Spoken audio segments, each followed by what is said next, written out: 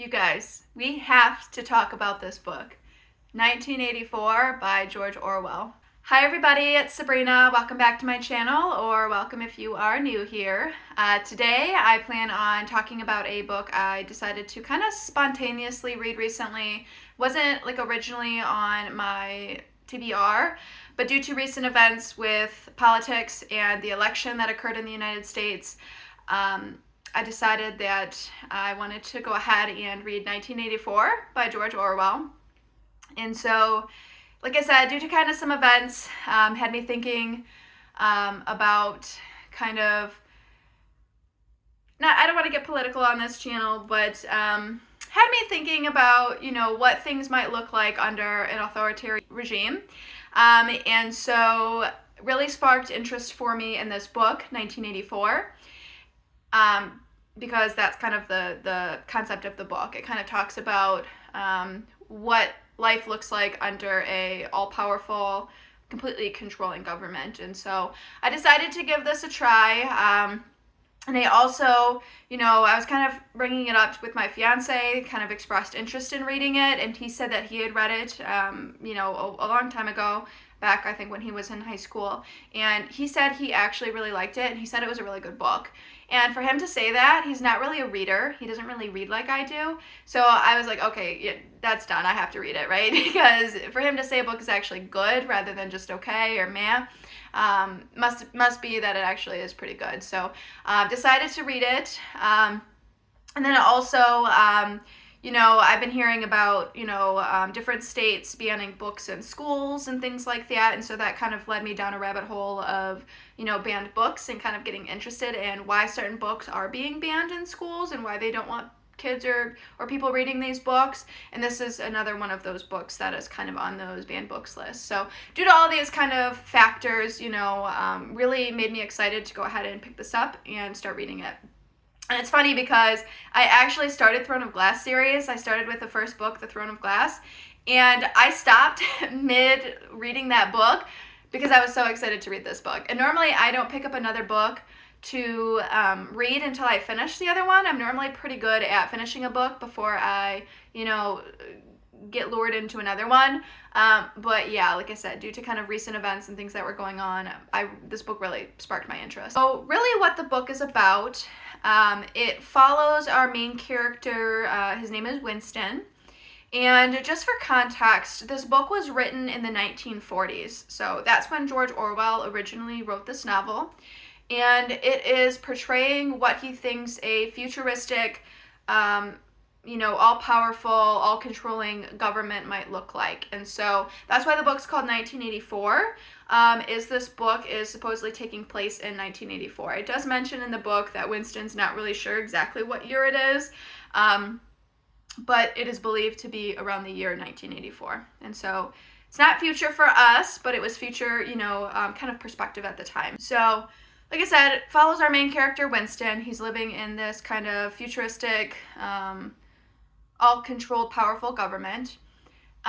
It's called Oceania, is the name of kind of the state or the, country he's living in. There's different countries. There's Eurasia, East Asia. They're kind of spread out into these like big countries rather than kind of all the individual countries we have nowadays. So they're these big, powerful, like all-controlling, government states, basically.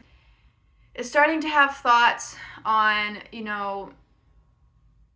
not really believing in the government and not really, thinking that things are good under this government and kind of feeling like the thoughts of, the level of control, and is wondering how things were back in the day. So it's portrayed in the book that, under capitalism, the big brother tries to portray that things were worse and, that there were these power-hungry, oligarchs and things that, were ruling under capitalism, which, I'm not going to get into that, but basically, they try convincing their citizens that, things are kind of better under this all-powerful government that they now have, and that things used to be really bad under the old system. And so Winston kind of has thoughts, is this really true? And he tries to seek out if he can find any information, regarding the past. And so he tries talking to older people who lived back in that time. He finds that it's not helpful. He tries seeing if he can find any information or books or anything like that. He can't find anything. And so he's kind of, left feeling these thoughts about Big Brother, but no way to kind of concretely confirm, how things used to be. Winston works, there's different departments in the government, Ministry of Love, Ministry of Truth. There's all these different entities of government. He works in one of them. And there is the Thought Police. So the Thought Police are basically people who look out and watch out for people that they think are against the government, or who are even having thoughts against the government. And so everybody in their home has what's called a telescreen. And basically this telescreen is constantly monitoring, watching you, listening to what you're saying 24 hours a day. So there's really no escape. It even represents people in their sleep. Sometimes people will accidentally talk in their sleep and say bad things about Big Brother, and they'll get busted and get in trouble even for that. And so really the level of surveillance and kind of control that the government is kind of constantly watching everybody, which is kind of crazy to me that George Orwell predicted this in the 1940s, because what do we have nowadays? Everybody has in their pocket, almost 24/7, a telephone, right? That kind of companies look at the data of what you're looking up, what you're Googling. There's talk about, security issues and things like that with our phones that we have in our pockets nowadays. And so really kind of, interesting to kind of see, of course the phones aren't mandatory because the government doesn't mandate you have one, but pretty much everybody does on their own free will. I mean, I have a phone, right? I'm recording this video right now on a phone. Yeah, if you think about it that way, it's kind of almost like our phones are a little surveillance device, dare I say. Anyways, people really aren't freely able to express what they think or, say what they want. They even have to be careful about when they're sleeping, being afraid and terrified of accidentally saying the wrong thing. And so there's kind of this constant surveillance state. There's also a language called newspeak. And so newspeak is basically everything that's new that's written, that comes out. People at their jobs, they're expected, all of this is expected to be in this newspeak language. And basically newspeak language takes Old English and it kind of decreases the vocabulary.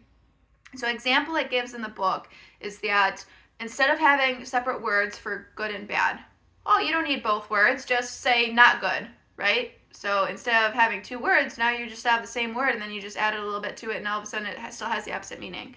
And so it really portrays that what the goal of this is, kind of getting rid of these words that Big Brother views as unnecessary, is to kind of decrease people's vocabulary over time. So that way people have less ability to effectively express themselves, have their own unique thoughts and emotions and opinions on things. And so it's ultimately another level of control that is occurring within the government. And another thing is, too, if there's anything that the government views as they don't want people to know anymore, they literally find and destroy every piece of written evidence of it. And so people really question what was actually true or not. If there's no evidence that something ever happened, did it actually happen type of mentality. And so, that's another way that the government is kind of controlling the population, is by eliminating kind of their access to different things that happened in the past, limiting access to different things that they don't want them to think, and kind of decreasing people's vocabulary over time as this society, progresses. So that was really a shocking concept to me when I read this book. I mean, it makes total sense, but it's something that I never really thought of before, so that was really an eye-opener for me. I found that really interesting.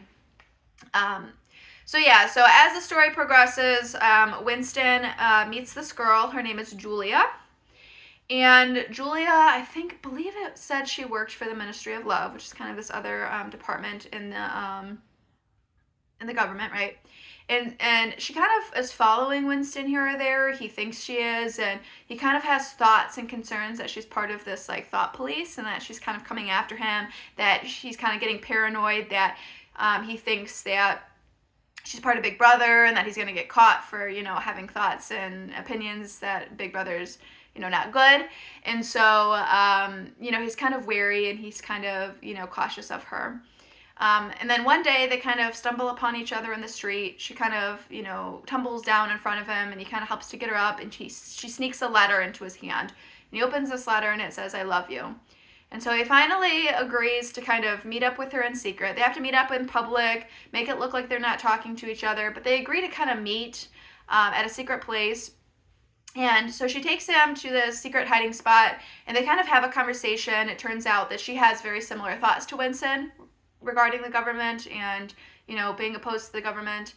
And it also earlier in the book portrays that, relationships are also controlled by the government, and so the government doesn't want people to pick like their own partners and spouses and that they have strong romantic feelings towards, because the government truly wants the people to be devoid of joy and pleasure from those types of things. And so they really want people to kind of just be in these relationships for reproduction purposes and things like that. And so they kind of match them with people who maybe they're not as romantically like interested in. So Winston did have a wife. They kind of didn't get along, kind of went their separate ways. And then he's now meeting Julia, and they have this conversation about their thoughts against Big Brother. They feel like they're not being watched in this hiding spot. They're able to kind of be affectionate with each other, kind of develop a relationship, and they find a place that they can kind of, a little building that they can kind of meet up in secret. So as the story's progressing, they're meeting up in secret here. They're kind of forming their relationship. And Winston is really wanting to find, there's this secret society, basically. It's called like the Brotherhood, where people, at least supposedly, people kind of meet up to rebel and kind of fight against Big Brother.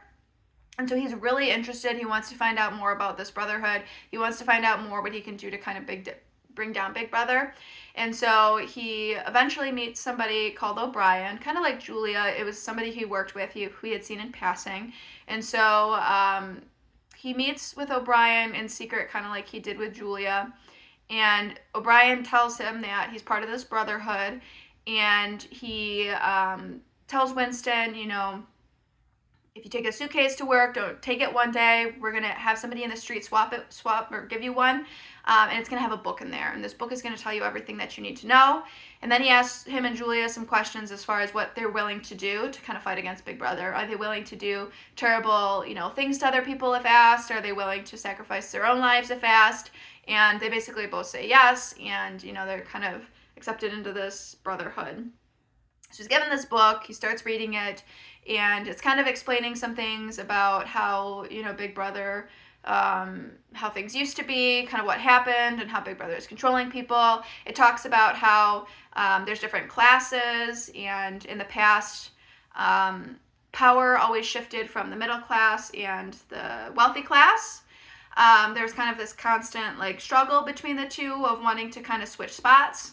The lower class was kind of always the lower class. They didn't really have the means or ability to fight or improve their situation because they were just focused on survival. But the middle class was kind of in this situation where they were doing well. They're able to fight, and they kind of want what the upper class has. And so there's always this constant kind of struggle of the middle and the upper, classes. And how, this Big Brother came about so that way that upper class could kind of keep their status. And that how the wars that are going on against Oceania, Eurasia, East Asia, all of this kind of fighting is to kind of help keep the government in a constant war state, so that the people think that, we need to do what we need to do in order to kind of win the war, be successful in the war. And so these are kind of all manipulation strategies and things like that this new government has come up with. And so Winston's kind of reading through this, and he's thinking a lot of this information isn't really new. I already know a lot of this.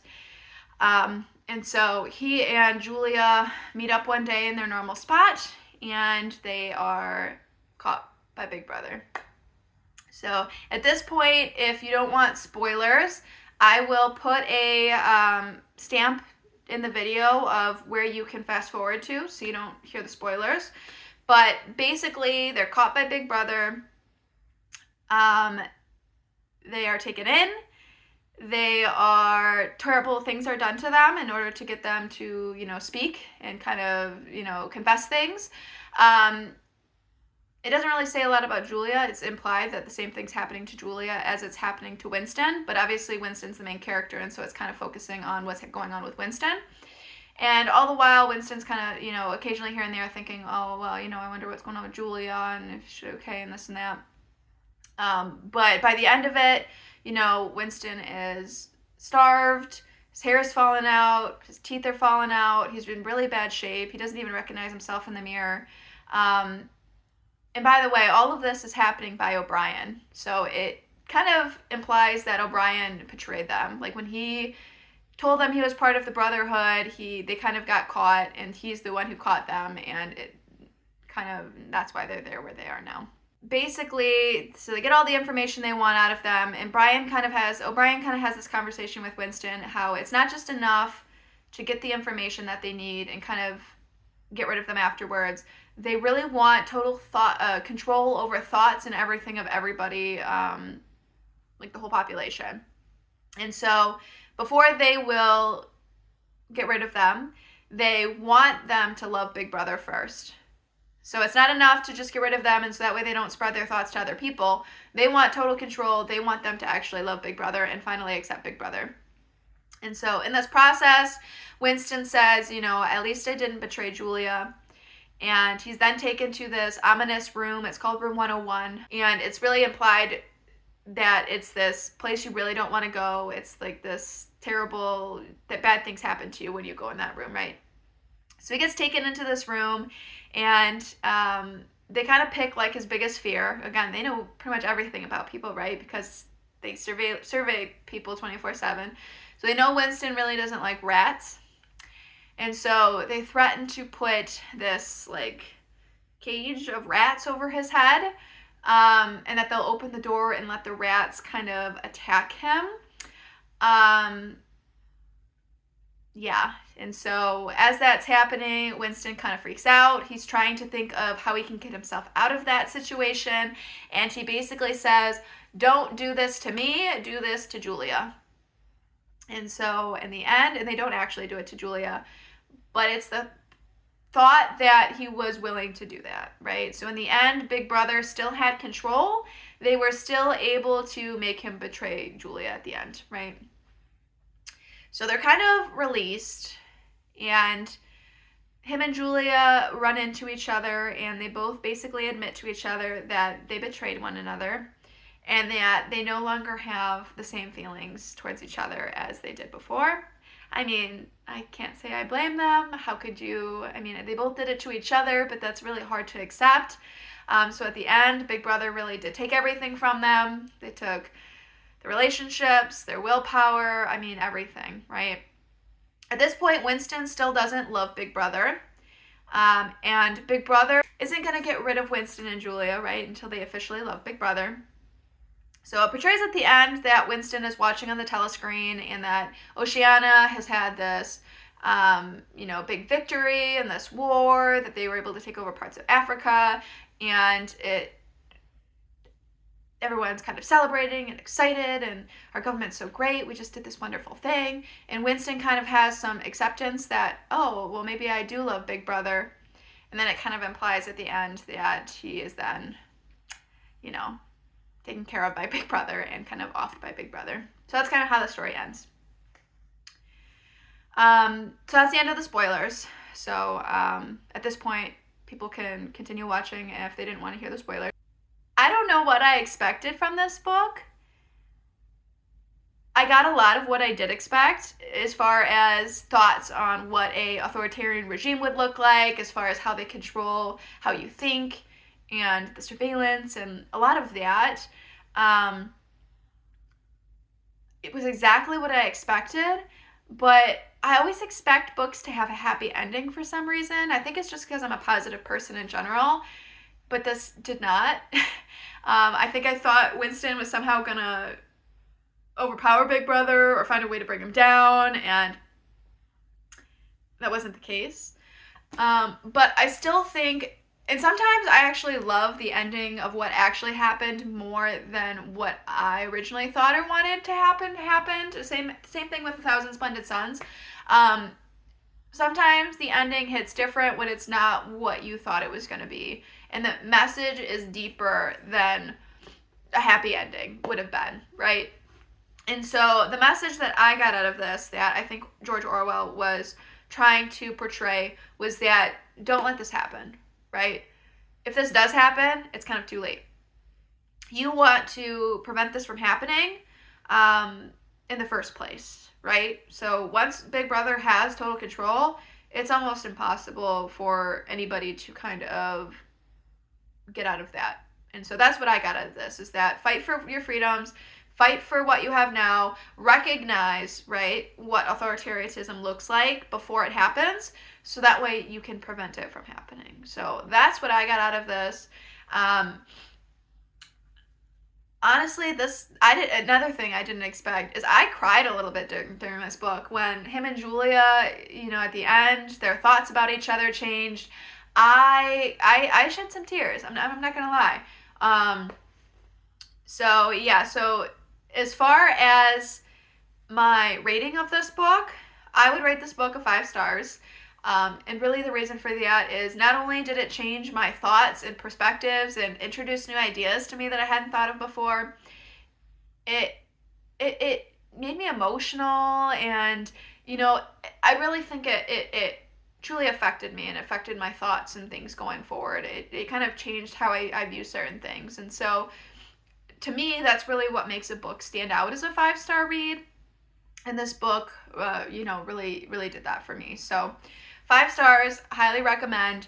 As far as it being a banned book in schools, I will say I have a new perspective on why that is now after reading it. And I really think it has to do a lot with the scenes at the end, the things that Big Brother is doing to them in order to, get them to confess things and say things. It's kind of gruesome.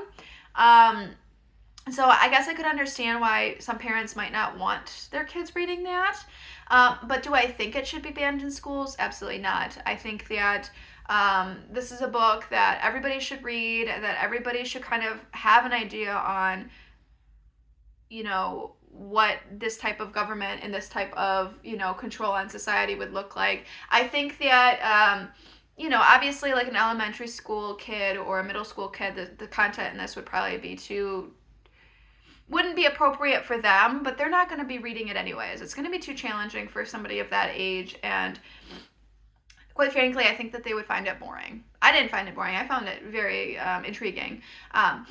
But that comes with a certain level of maturity, and that's something that I don't think that young kids are going to have to read this novel anyways. So I wouldn't worry about the content, the subject matter, because really I think that if somebody is in like high school and reading these books, I think that they are hopefully mature enough to kind of understand it, and that they're going to hopefully, get the lessons and things out of what this book is wanting people to think and feel. So a little bit of understanding on why maybe it could have been banned, but do I think it should have been banned? No. I don't think any story that is worth telling isn't without some...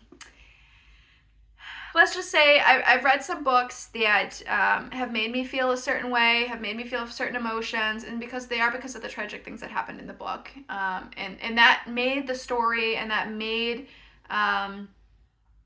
it made it more impactful, and it made it more meaningful. So a couple other examples are The Kite Runner and A Thousand Splendid Suns. So without those tragic events that happened in that story, the lesson wouldn't have been there, right? And so I think for the lesson to be there in some of these books, you have to kind of go through some of that more gruesome, hard to read content. Not always, right? Some people read for pleasure, some people read just for entertainment, and that's totally fine too, right? Like for Harry Potter or something, for example, right? But I don't read Harry Potter to learn a lesson. I'm reading that for fun. I'm reading that for entertainment, right? Versus a book like this, if you want to get things out of it and you want lessons and things to be learned out of it, I think sometimes some of that more challenging and hard to read stuff kind of comes with the territory. So that's just my thoughts on that. So like I said, kind of on a lot of schools, states banned books list. And that had me thinking about, other banned books and reading them to find out kind of why, like what's going on in the book that, would make a school want to ban it. And so some of those books, I Know Why the Caged Bird Sings, The Bluest Eye, Fahrenheit 451, and The Handmaid's Tale. So like I said, I kind of went down this rabbit hole. It made me interested in reading more banned books just to kind of see what the subject matter is and why they're banned, and kind of reading them and kind of deep diving that a little bit more. And so these are some books I plan on reading in the new year, in 2025. I have a lot of other stuff I want to get through. I do have the whole Throne of Glass series that I want to read, as well as this. So I have a lot on my upcoming TBR list. But I am really excited, really looking forward to kind of sharing with you guys my thoughts and opinions on these books. If you have read 1984 or you have read any of these other books, you can let me know down below in the comments what you think. If it's about any of these books, do not tell me what happens yet. Do not give me any spoilers because I have not read these ones yet. 1984, though, obviously I have read and finished. So, you can say whatever you want about that book. But please, if you have any thoughts or opinions about these books, I'd love to hear them. I just don't want to hear any, spoilers. So that is it for today. Thank you so much for watching this video, and I will see you guys again in another one.